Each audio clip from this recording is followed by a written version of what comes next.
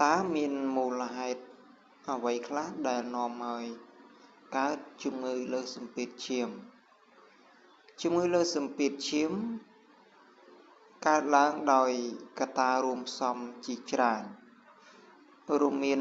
របៀបរស់នៅមិនល្អអាហារប្រៃពេកធាត់លើសទម្ងន់ជក់បារីផឹកស្រា stress កត្តាដំណពូជអាយុច្រើននិងជំងឺរ៉ាំរ៉ៃរួមរិទ្ធផ្សេងជាច្រើនទៀតមូលហេតុចម្បងនៃជំងឺលើសសម្ពាធឈាមឬមូលហេតុចម្បងដែលនាំឲ្យមានជំងឺលើសសម្ពាធឈាមចំណុចទី1និយាយអំពីរបៀបរស់នៅមិនមានសុខភាពល្អអាហារប្រៃពេកបានន័យថាគាត់ទទួលទានជាតិអំបិលសូដ្យូមច្រើនពេកឬក៏អាហារកំពុងកែច្នៃច្រើនលើសកម្រិតឧទាហរណ៍ដូចជាមីត្រីខកំប៉ុងអីជាដើមនោះសុទ្ធសឹងតែជាមូលហេតុដែលអាចនាំឲ្យគាត់មានជំងឺលើសសម្ពាធឈាមចំណុចទី2គឺនិយាយអំពីការធាត់ឬក៏លើសទម្ងន់នឹងក៏អាចជាការប្រឈមមុខទៅនឹងលើសសម្ពាធឈាមនិងបញ្ហាហានិភ័យនៃជំងឺបេះដូងដែរបើសិនជាគាត់ធាត់ឬក៏លើសទម្ងន់ខ្លាំងចំណុចទី3គឺរាងកាយយើងខ្វះនៅសកម្មភាពបានន័យថាមិនសូវមានទម្លាប់ហាត់ប្រាណដែលនាំឲ្យរាងកាយនឹងមានការកកកុញដោយសារសម្បូរជាតិខ្លាញ់ទាំងខូលេស្តេរ៉ុលនិងទ្រីគ្លីសេរីដនឹងអាចនាំឲ្យមានជំងឺលើសសម្ពាធឈាមដូចគ្នាចំណុចទី4គឺនិយាយអំពីទម្លាប់អាក្រក់ចូលចិត្តពិសាគ្រឿងស្រវឹងនិងជក់បារីបានន័យថាជក់បារីផឹកស្រានឹងឯងទាំងពីរហ្នឹងគឺមានផលប៉ះពាល់ជាអវិជ្ជមានផលប៉ះពាល់ទៅលើរាងកាយហ្នឹងមិនត្រឹមតែប្រឈមទៅលើសម្ពាធឈាមលើសសម្ពាធឈាមប៉ុណ្ណឹងទេវាប៉ះពាល់ទាំងប្រព័ន្ធប្រសាទខួរក្បាលប៉ះពាល់សរីរាង្គបេះដូងសរសៃឈាមបេះដូងថ្លើមសួតតម្រងនោមទាំងលំពែង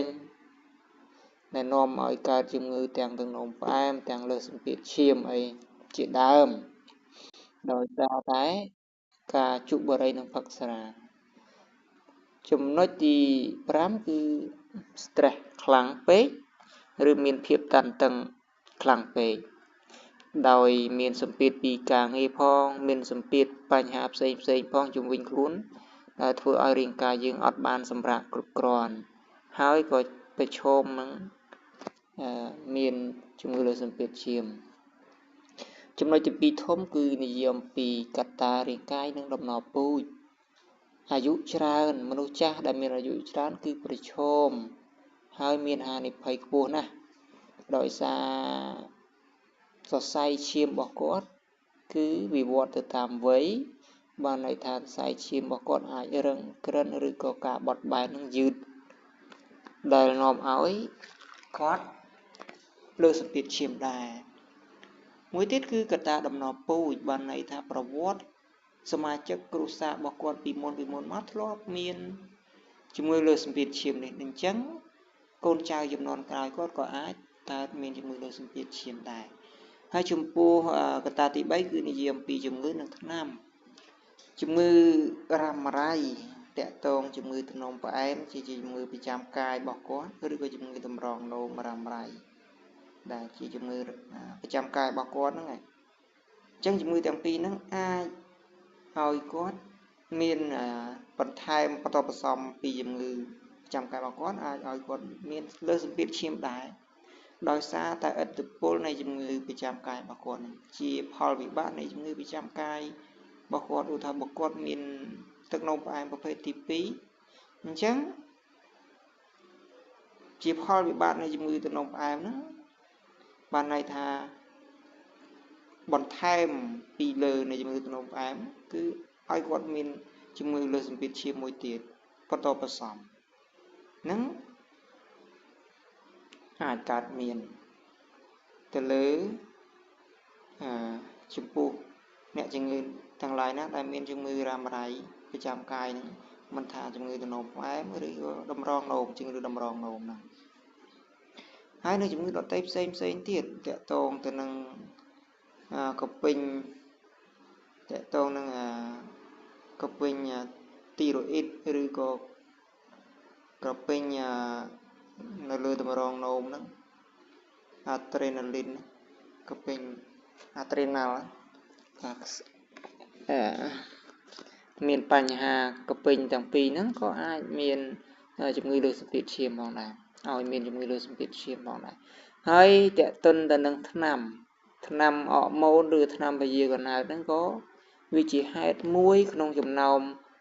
មូលហេតុផ្សេងទៀតដែលនាំឲ្យមានជំងឺលើសម្ពាធឈាមនឹងដែរ